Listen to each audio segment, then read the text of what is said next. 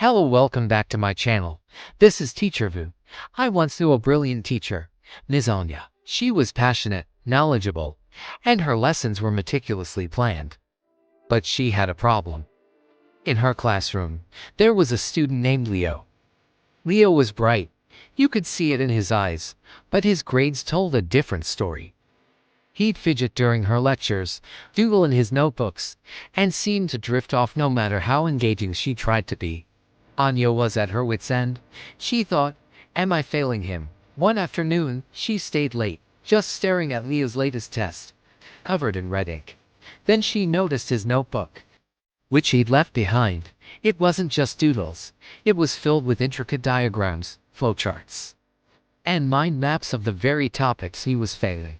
He wasn't zoning out. He was trying to translate her words into a language he could understand. It was a light bulb moment for Anya. Leo wasn't a poor student. He was a visual learner in a predominantly auditory classroom. That weekend, Anya didn't just plan her next lesson, she redesigned it. She started thinking about V.A.R.K. Visual, auditory, read, write, and kinesthetic learners. The next week, for her history lesson on ancient civilizations, she didn't just lecture, she projected a documentary with stunning visuals of the pyramids. That was for the visual learners. Like Leo, she kept her energetic storytelling for the auditory learners, who loved hearing the rise and fall of her voice as she described epic battles. For her read, write learners, she provided a concise, bullet-pointed handout with key dates and facts they could refer to and take notes on. And for the kinesthetic learners, the movers and shakers, she divided the class into groups and gave them clay. Their task was to build a model of an ancient city, a ziggurat, or even a simple tool.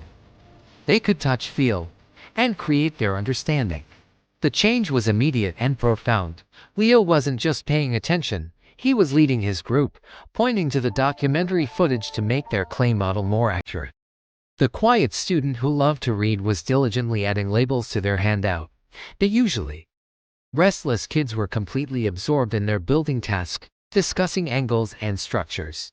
The classroom was buzzing, not with distraction, but with collaborative energy. Leo's grades skyrocketed, but it wasn't just about him. The entire class became more engaged, more curious, and their overall performance improved. Anya realized teaching wasn't about delivering one perfect lesson. It was about creating multiple pathways for students to reach the same destination. By acknowledging that her students learned in different ways, she didn't just become a better teacher, she unlocked the potential that was sitting in her classroom all along. So if you're an educator feeling stuck, maybe it's not about working harder, but about working differently. Look at your students. Are they doodling? They might be visual. Are they tapping their feet? They might be kinesthetic. By embracing the V.A.R.K model, you're not just creating a lesson plan. You're building a bridge for every single student to cross over into understanding. It transforms your classroom from a monologue into a dynamic, multi-sensory conversation. And that's where the real magic of learning happens. Thanks for watching. And don't forget to like and subscribe for more insights into education.